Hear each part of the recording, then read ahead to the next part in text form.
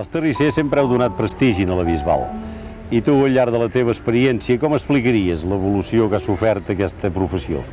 Home, aquí jo crec que un dels motius principals és l'afluència turística, que de seguida es va donar compte de que la Bisbal disposava d'una cosa que ells no tenien.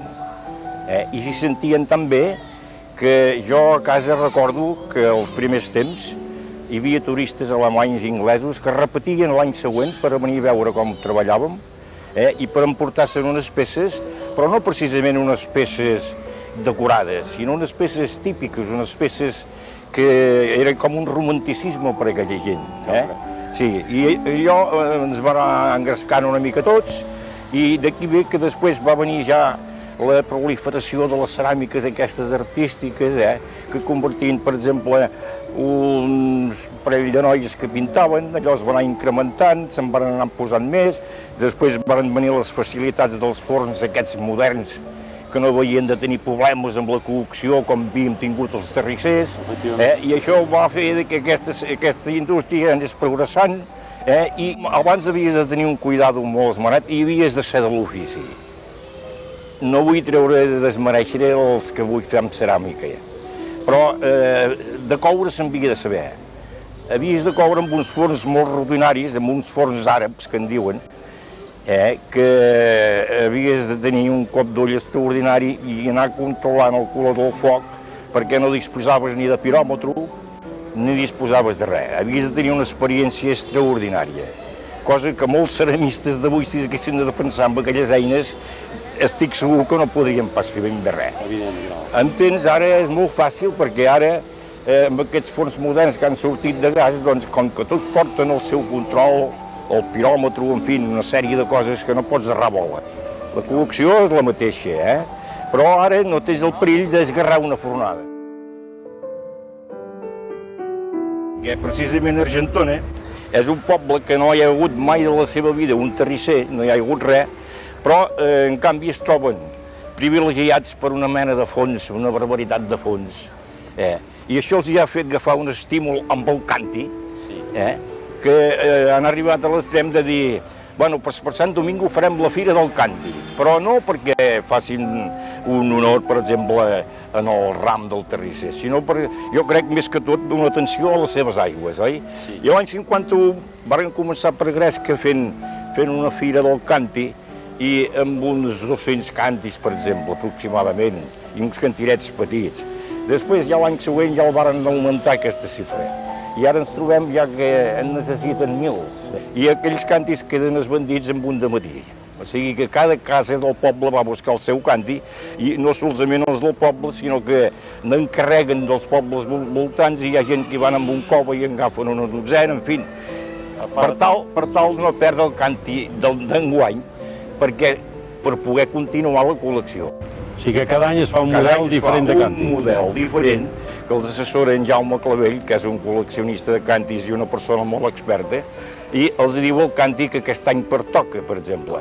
Esclar, i és clar que aquella gent, doncs, si deixessin de comprar el canti en l'any que correspon, doncs ja deixarien la col·lecció sense continuar-la. I això fa que vagin venent els cantis. Allò que parlàvem de les millores de la indústria, si ara els torns haguéssim de fer-los anar tirant coses com fèiem abans, ja ni pensar-hi que poguéssim fer una peça. Però és tan pràctic que allà tocar l'interruptor, allò te se posa en marxa i encara que no vulguis també el cor te se posa en marxa. És veritat. I vas fent peces. La majoria dels que han vingut són xicots molt trempats en qüestió de treballar al torn. Són trempats dintre la seva classe de terrissa que feien ells. Estiren la terra com un dimoni, entens, i fan el que volen amb el fang. I afortunadament la Bisbal ha continuat aquest auge, precisament potser una mica influïts perquè és l'ajut d'aquests que han vingut del sud. Perquè ara els terrissaires que hi ha a la Bisbal, els típics terrissers, els podríem comptar gairebé amb el disc d'una mà. Ja ho crec, ja ho crec. Entens? Ara no fa gaires dies, com saps, vàrem perdre l'amic Moruny, Sí. I un bon amic. Un bon amic i un bon terrisser, efectivament. I així tots hem anat marxant, van anat marxant. Però gràcies a Déu, en aquest cas, hi ha el seu fill, l'Anton, que continua amb la terrissa. Tu tens el teu fill, així, de la mateixa manera que tu vas succeint el teu pare, que va ser el fundador de la terrisseria teva, ara hi tens el teu fill, que va continuant també amb aquesta tasca. Sí, això, esclar, naturalment. Ajudat i col·laborant-hi la seva esposa, la Dolors. Això mateix. I és una cosa que continuarà, perquè ara ja me'n puc anar una mica a descansar perquè veig que la cosa està en marxa. És molt important això. És molt important. Assegura la continuïtat i la qualitat, és molt important, dels productes. I afortunadament li ha agradat, ho porta molt bé, i ja allò que ja no li has pas d'assessorar amb res. Jo et volia dir, la ceràmica decorativa, que saps tu que tant es fabrica a la Bisbal, es complementa amb els vostres productes o us fa una competència? No, en salut, perquè al públic i aquí li interessa lo típic, lo tradicional que ho va buscar allà on calgui, i en canvi passa de llarg de lo decoratiu. Ja ho crec.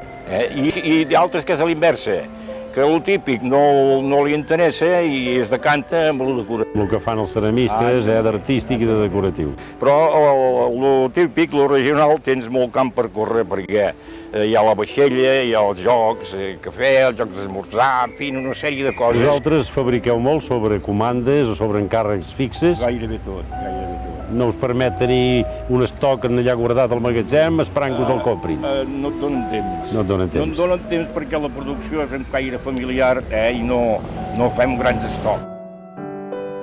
Jo recordo que era molt jovenet, que aquestes voltants de festes majors, la venda augmentava ja aleshores, o sigui, que tothom posava a taula un plat nou.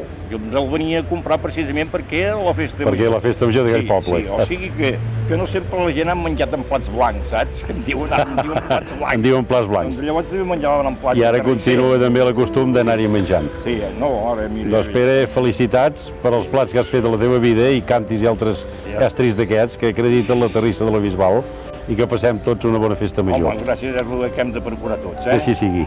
Bé.